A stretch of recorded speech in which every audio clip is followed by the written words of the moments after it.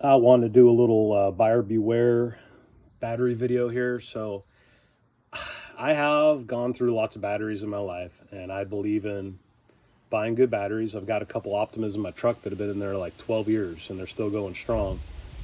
But there's always question as to outsourcing and are the new Optimas as good as the old ones?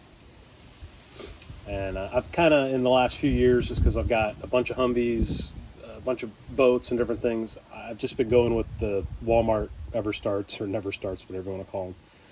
So one thing you can do, and I don't even know if this is really 100% good, but I bought a load tester. And when you go buy a battery at the store, before you buy it, you could put a load tester on it and see if it's any good. So I've got this one hooked up. This is a brand new Walmart. I already put it on the charger. It has not been in a vehicle. So this is just a cheap, like $20 load test. You can plug in the amperage setting of the battery, but then it just tells you the health. Doesn't really mean anything. So it's doing its calculation right now. So it's saying that this has an available 560 cold cranking amps.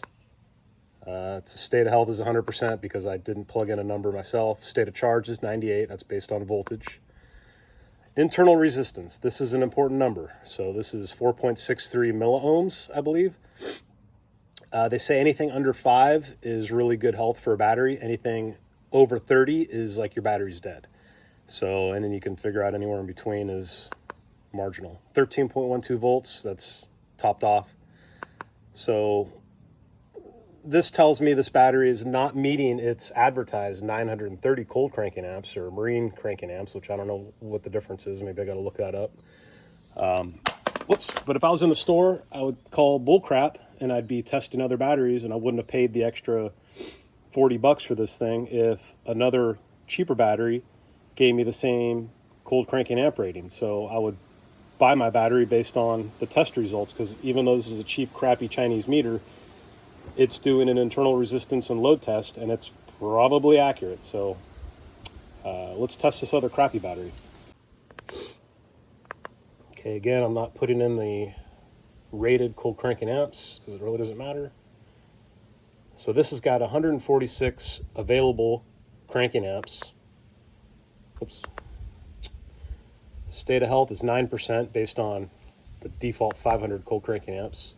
State of charge is 85%. I didn't put a charger on this, but it's still probably close to 12 volts. So 17.63 milliohms. So that's kind of mid-range, but I know this battery's crap. This was in my friend's car and was kind of, you could hear the starter was struggling. So this battery's kind of already at the point where you would probably replace it in a car. And it's holding 12.5 volts, and I haven't put a charger on it in a few months. So I trust this thing. I think that battery probably is maybe good enough to get a few starts out of a car, but I wouldn't want to trust it. So hopefully this helps you. You know, maybe it's worth getting one of these $20, $30 load testers.